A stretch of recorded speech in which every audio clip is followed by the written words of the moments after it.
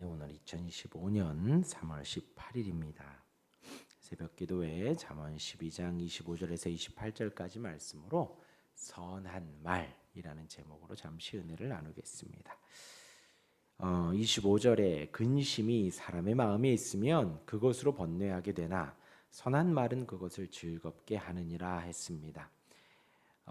근심은 인간에게 있어서 사실 필수적입니다. 근심하는 것, 생각이 많은 것이지요. 사람은 하나님 앞에 죄인입니다. 죄인이기 때문에 근본적으로 근심과 걱정이 있습니다. 하나님을 의지하지 못하기 때문에 그러하죠. 그리고 또 내가 주도권을 가지려고 하고 내가 내 인생을 이끌어 가려고 하니 근심과 걱정이 가득할 수밖에 없습니다. 그 근심이 인생 안에서 번뇌를 이룹니다. 괴롭게 한다는 거죠. 우리 인생을 근심이 괴롭게 합니다. 다 지난 과거의 일의 근심이 내 마음을 괴롭게도 합니다. 또한 지금 닥친 일의 근심이 또 힘겹게 하기도 합니다. 네, 지금 폭설주의보라고 또 메시지가 왔네요. 눈이 많이 와서 또 걱정이 되기도 하지요. 또 앞으로 아직 일어나지도 않은 일을 미리 앞당겨서 근심하기도 합니다. 그것이 또 우리를 괴롭게 하기도 하지요. 내가 이렇게 했었으면 좀 어땠을까? 과거의 근심, 또 지금의 근심, 앞으로 아직 일어나지도 않은 그 일에 대한 근심을 우리가 앞당겨서 하고 또 그것이 우리의 인생을, 우리의 마음을 괴롭게 한다는 것이지요. 얼마나 어리석은지 모릅니다. 그 모든 근심을 주 앞에서 또 주님 앞에 다 내려놓고 털어버리시기를 바랍니다. 무거운 짐자들아 다 내게로 오라. 내가 너희를 쉬게 하리라 하셨습니다. 주님 앞에 다 내려놓으실 수 있기를 바랍니다. 분명히 말씀드리지만 온 세상을 다스리시는 분 하나님이십니다. 우리의 안고 일어섬도 아시는 분이 하나님이시고 멀리서도 우리의 마음을 아시는 분은 하나님이십니다. 그 하나님은 크고 무궁하십니다. 그 하나님은 온 세상을 다스리시는 분이십니다. 그러하기에 우리에게 위로가 된다는 거예요.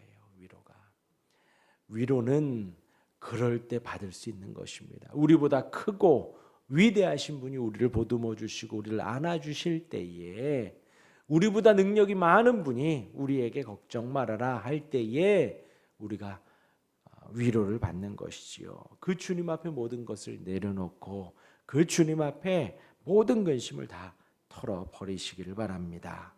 하나님의 크신 사랑이, 하나님의 크신 은혜가 우리를 인도해 주실 것입니다. 그리고 근심이 사람의 마음에 있으면 그것으로 번뇌하게 하나 우리를 괴롭게 한다 했지요. 선한 말은 그것을 즐겁게 하느니라 했습니다. 그 번뇌에서, 그 괴로움에서 벗어나는 길은 선한 말입니다. 그런데 착각하지 말아야 할 것이, 그 선한 말의 그 선한 분은 오직 하나님 한 분뿐입니다.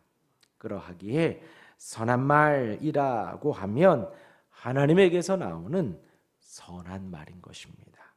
하나님에게서 나오는 말 무엇이지요? 복음입니다. 복음. 하나님의 말씀을 말하죠. 하나님의 말씀 곧 복음이 우리를 그 번뇌에서, 그 괴로움에서, 그 근심에서 벗어나게 해 주십니다.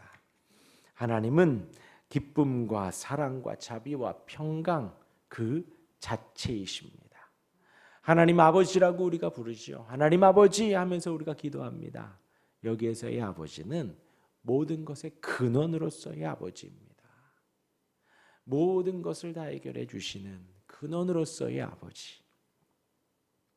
그러하기에 그 하나님 아버지에게서 기쁨이 한없이 솟아나오고 사랑이 한없이 솟아나오고 자비와 평강이 하나님 아버지에게서 한없이 솟아나옵니다. 그러하기에 그 하나님의 말씀도 우리에게 기쁨이 되어지고 우리에게 사랑이 되어지고 우리에게 자비와 평강이 되어지는 것입니다. 그 하나님의 자비의 말씀이, 사랑의 말씀이, 은혜의 말씀이 우리를 그 근심의 괴로움에서 벗어나게 해 주시는 것입니다. 그 근심의 괴로움에서 우리를 구원해 주시는 것입니다. 그러하게 그 선한 말을 의지하시고 그 복음을 의지하시고 바라시며 그 복음 앞에 온전한 위로를 누리실 수 있기를 간절히 바랍니다. 선한 말은 그것을 즐겁게 하느니라. 26절입니다. 의인은 그 이웃의 인도자가 되나 악인의 소행은 자신을 미혹하느니라 했습니다.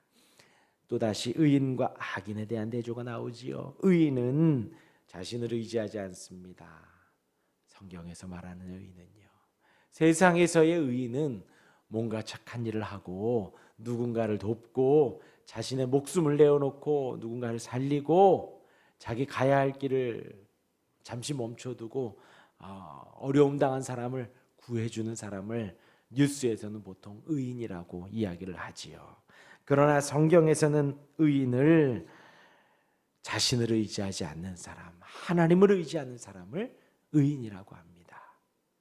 자신을 의지하지 않고 예수 그리스도를 의지하는 사람입니다. 예수님만이 우리의 길이고 진리고 생명입니다. 예수님이 제시한 길을 따르는 사람, 영원히 변하지 않는 그 예수님을 따르는 사람, 예수님 가신 그 길을 한 걸음 한 걸음 쫓아가는 사람, 우리는 그 사람을 의인이라고 합니다. 그러한 의인은요, 주변 이웃에게도 똑같이 말을 하죠. 우리가 따르는 예수님을 따르자고, 내가 믿는 예수님을 함께 그 길을 걸어가자고 제시하고 제안합니다. 그러하기에 그 이웃의 길을 생명의 길로, 진리의 길로, 구원의 길로 인도하는 사람입니다. 의인은 그 이웃의 인도자가 되나 악인의 소행은 자신을 미혹하느니라. 악인이라 하면 반대지요. 진리를 따르지 않습니다. 예수님을 떠난 사람입니다. 그럼에도 불구하고 그는 그 소행을 정당하게 여깁니다. 예수님을 등지지요. 예수님을 떠나지요. 그리고 자기를 정당화하는 거예요. 어쩔 수 없어. 그럴 수밖에 없지. 누구든 내 입장이 되면 그렇게밖에 할 수 없을 거야. 자신을 정당화하죠. 그러한 자신을 옳다고 합니다. 옳다고 합니다. 그러기에 진리로부터 더욱 더 멀어질 수밖에 없습니다. 결국 하나님을 떠나고 진리를 떠나고 말씀을 떠나지요. 그러한 삶, 그러한 인생은 옳지 않습니다. 그러니 자신을 속이면 안 돼요. 내가 나를 본다고 하지만 하나님 앞에서 정직하게 나를 보는 것이 아니에요. 다만 내 탐욕과 내 근심과 내 걱정과 내 고집과 내 아집 속에 강하게 사로잡혀서 그것이 전부라고, 그것이 옳다고 여기는 사람이 바로 악인입니다. 그러한 악인의 소행이 자신을 계속해서 미혹하는 거예요. 어쩔 수 없어. 자기 자신을 계속해서 미혹하고 자기 자신을 계속해서 속이고 있는 것입니다. 그런 자신을 속이는 삶에서 돌이켜야 합니다. 정직하게 내려놓아야 합니다. 정직하게 하나님이 보여주신 그 진리의 길, 하나님이 보여주신 그 선한 길을 우리가 온전히 갈 수 있기를 바랍니다. 주님이 우리에게 답을 제시해 주시고 그 길과 진리요 생명인 그 길로 오라고 손짓하는 그 손길에 우리가 아멘 따라하지요. 그 어떤 불평도 투정도 이유도 있을 수 없습니다. 하나님 앞에 투정하고 이유를 댈 인생 하나도 없습니다. 이어서 27절입니다. 게으른 자는 그 잡을 것도 사냥하지 아니하나니 사람의 부귀는 부지런한 것이니라. 게으른 자는 충분히 잡을 수 있는 것도 사냥하지 않는다는 거예요. 사냥하지 않는다. 어디에 놓아도 자기 자리에 잘 머물러 있습니다. 더 이상 앞으로 나아가지 않습니다. 더 이상 한 걸음 한 걸음 전진하지 아니하죠.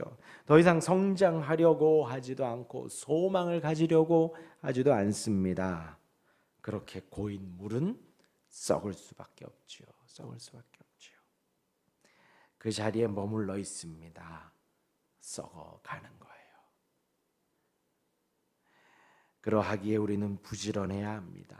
부지런히 주를 섬기고 부지런히 이웃을 섬겨야 하지요. 왜요? 하나님이 오늘도 우리에게 생명을 주셨고 하나님이 오늘도 우리에게 기회를 주시고 시간도 주셨습니다. 그 주신 주님 앞에 감사하며 부지런히 주를 섬기고 감사하며 이웃을 섬기며 살아가는 것이지요. 하루하루가 하나님 주신 은혜와 사랑이기 때문에 하나님 안에서 부지런할 수밖에 없고 주 안에서 부지런할 수밖에 없지요. 그러기에 주를 의지하며 바라며 부지런한 자는 그렇게 부할 수밖에 없습니다. 부귀를 누릴 수밖에 없습니다. 왜요? 주님을 섬기면 주 안에서 지금의 상황에 자족할 수 있거든요. 주 안에서 지금의 걸음걸음에 우리가 만족할 수밖에 없습니다. 그 인생은 주 안에서 부귀를 누리는 거죠. 만족을 누릴 수밖에 없다는 것입니다. 마지막 28절입니다. 공의로운 길에 생명이 있나니 그 길에는 사망이 없느니라. 공의 하면 누구를 떠올리라 그랬죠? 하나님입니다. 의로우신 오직 주님뿐입니다. 왜 공의하면 하나님이시냐? 하나님만이 공의로우십니다. 오직 그 주님의 길에 생명이 있습니다. 사망이 없습니다. 우리가 생각해야 할 것은요, 그 사망이라는 것은 죄의 결과이지요. 죄의 삭은 사망이라고 했습니다. 그런데 우리가 왜 사망에 이르렀습니까? 아담과 하와가 죄를 지었기 때문이에요. 어떠한 죄였지요? 하나님의 말씀을 어긴 죄입니다. 하나님과의 약속을 파기한 죄예요. 파기한 죄예요. 무엇을 따라? 거짓을 따라. 거짓을 따라 자신이 하나님처럼 되려고 했어요. 어마어마한 반역입니다. 구테타예요, 구테타. 내가 하나님이 되려고 들고 일어난 거예요. 아담이 그냥 단순히 과실 하나 따먹은 것이 아닙니다.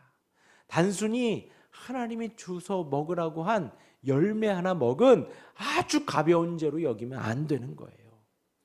모든 온 땅을 만드신 그 하나님을 반역하고 들고 일어나서 내가 하나님처럼 되려고 그 에덴 동산에서 하나님처럼 살아왔으면서 그 하나님처럼 되어서 하나님을 이기려고 하는 그 반역을 저지른 것이 바로 아담과 하와입니다.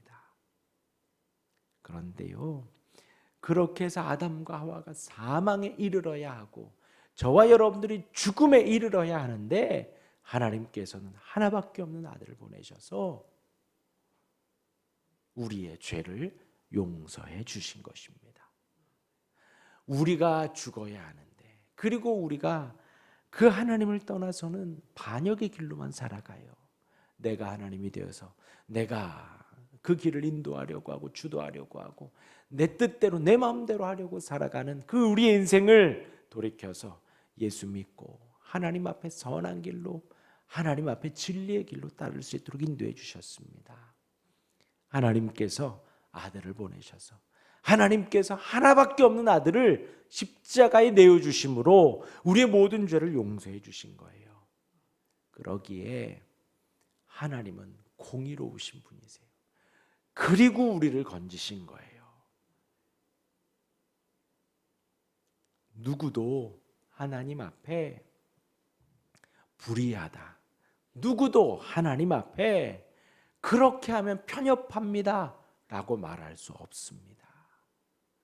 하나밖에 없는 아들을 내어주시고 우리를 사셨어요. 그 은혜와 사랑이 얼마나 큰지요. 그 공의로운 길에 생명뿐입니다. 우리는 그 하나님을 의지하여 생명의 길로 가는 것이에요. 그 길에는 사망이 없고 슬픔이 없고 괴로움이 없고 질병이 없습니다. 아픔이 없습니다. 그 길에는 생명이 있고 은혜가 있고 기쁨이 있고 영원한 안식이 있고 온전함이 있어요. 저와 여러분들이 누리는 은혜가 복이 얼마나 큰지 모릅니다. 그 생명의 은혜가, 기쁨의 은혜가, 그 공의로움의 은혜가, 복음의 은혜가 얼마나 크고 놀라운지요. 저와 여러분들이 그 길 가운데 있습니다. 그 길 안에서 은혜를 누리는 우리가 되기를 주님의 이름으로 축원합니다. 아멘. 기도하겠습니다.